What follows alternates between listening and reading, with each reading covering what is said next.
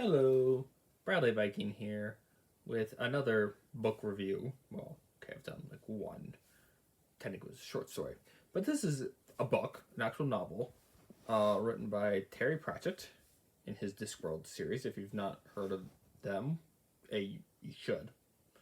Like, it's a British series. I'm mad it's more popular over there. It's sort of like popular with very booky fantasy people.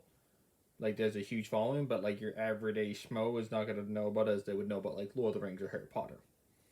Even though I do think, like, as much as I love me some Lord of the Rings and I love me some Harry Potter, like, Discworld should be equally as well known because it is a funny, like, it is that dry British sense of humor, but like, I'm a sucker for it, and be like very relevant.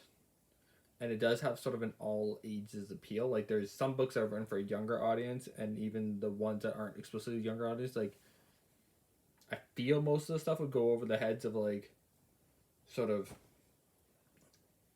preteens. I guess maybe I'm dumb to get a stop with my age rankings right now because I don't know. I shouldn't be ranking stuff for children. I feel that's not my place. But I am going to specifically talk about one book, Night Watch, the 29th book of the 40 books in Discworld collection. But like, it's not just one, two, three. I have read them in chronological order, except for I'm currently reading Raising Steam, and I think I have The Shepherd's Crown after that. But by no means you need to read them in chronological order. There are a bunch of lists on the internet of like what order you should read them in and how you should start it out. And there's sort of like series within the series. So you got groups of characters that like recur, and so they have like certain books about them. So it's this Discworld, preface for people who don't know, is this absurdist fantasy world. It's sort of it's a parody of your typical like Middle Earth esque Dungeons and Dragons type like fantasy world. So you got humans, but you got like dwarves and trolls and all sorts of other fantasy races. And it's a flat Earth. It's a disc. It's called Discworld. On the back of four giant elephants. On the back of a giant turtle swimming through space. And like it just makes fun of like very fantasy conventions, along with other like tropes in fiction. Various stories like kind of attack tropes. So you got like there's a book that's a parody of the Phantom of the Opera. You got what was that? Sorry, there's like a lot of them all at the same time. And you got a book that's a parody of just Hollywood.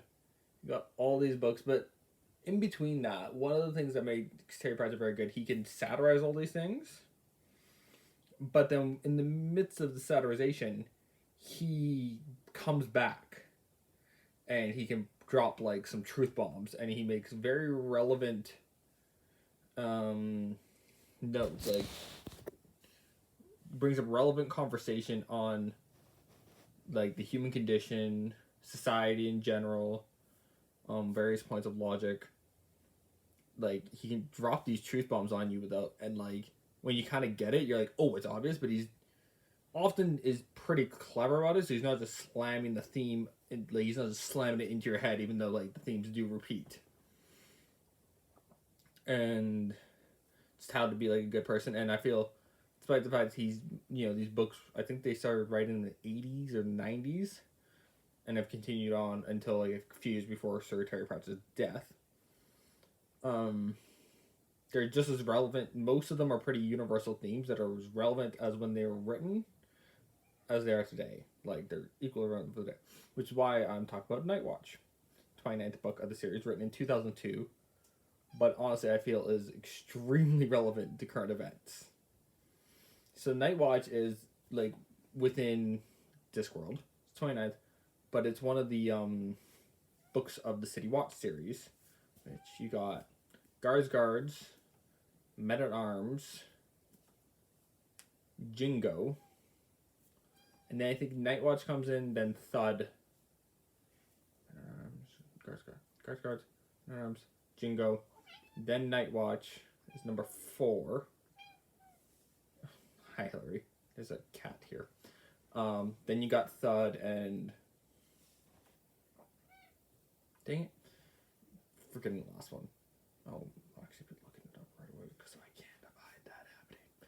Um, but yeah, City Watch is a series talking about basically the police force of Ankh-Morpork. Ankh-Morpork, from what how I understand it, is essentially, I mean, your basic. Oh, I missed one. Feet of Clay. Right, all right. So you got guards, men at arms, feet of clay, then Jingo, Night Watch. The fifth. Oh, wait, no. Damn, I missed two. Okay. Now I'm gonna get this right. Guards. Then you got men at arms.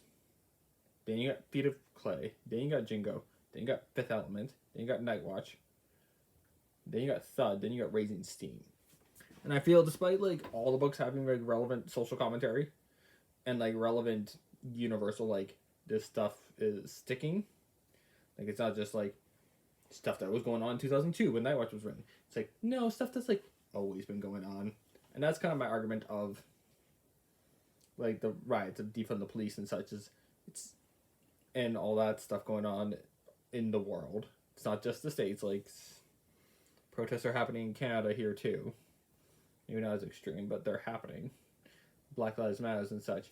This is not nothing about this is extremely new. Like there's a fresh wave of it. There's fresh fuel on the fires because of media attention brought into certain tragedies. But like this is, these grievances are old. This is stuff that's been, and the whole problem is this systematic stuff that's been ongoing. It's not just, it's a couple individuals have been murdered. It's called, these are the latest in injustice. And this is like, I did a re-listen on Audible to Night Watch because I'm like, oh man, this is very relevant. So, City Watch, you got basically the cops in Ankh-Morpork. Ankh-Morpork is New York, but a fantasy version. But like, this is a parody of how it's just this kind of awful city run by like the patrician who calls himself a tyrant. And this is Hillary, and he needs cuddles at 2 a.m. That's when I do my talking on videos, so he might jump up.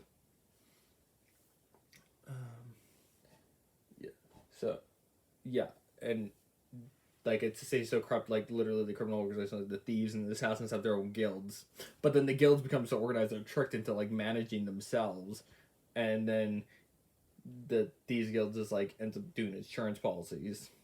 Like it's still corrupt as hell, but like so they you pay them a nice tidy sum, then you carry a receipt, then they don't rob you. And if there's any unlicensed thievery going on, they punish it way harsher than the cops ever would. And the assassins are like a prestigious school of gentlemen, and they only like kill for like the highest bidder. That kind of jazz. Meanwhile, you got like the City Watch has emerged in among this, and they started off as just a bunch of losers, guys who you stuck there because you didn't want them anywhere else. In fact, one of the noted members, Nobby Knobs, is so ugly he literally needs a signed letter saying he is human, and a running joke is people mistaking him for various other creatures, including a monkey. And he's also a petty thief as well as it. You got Vine, but the main guy you got to look for here is Commander Vimes. Sam Vimes, who actually took over like the first book. He wasn't intended to be the main character, but then in the writing of the book, apparently he kind of took over. And so he's this like middle-aged guy, got this darkness inside of him. He's always battling the darkness. It's a big theme of Night Watch. A big theme of his overall arc in the City Watch series is Vimes versus himself. That's the battle. Is that Vimes openly acknowledges he's not at heart a good person, but he has these values of morality that are stronger than his base nature. And so he holds so strong to this morality that it keeps him from like going over the line. Like in another book, which I think was the book that follows this, an auditor comes in and is like, who watches the Watchers? Vimes is like, I do.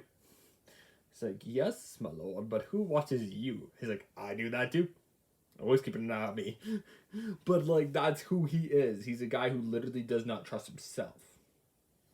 And so in Night Watch, which is again one of the most highly ranked Discworld books there is. Like, people love this book. Basically, it is top of mind. Like, I go to read for a quote, then I end up reading the whole thing. But it is top of my list, up with Thief of Time.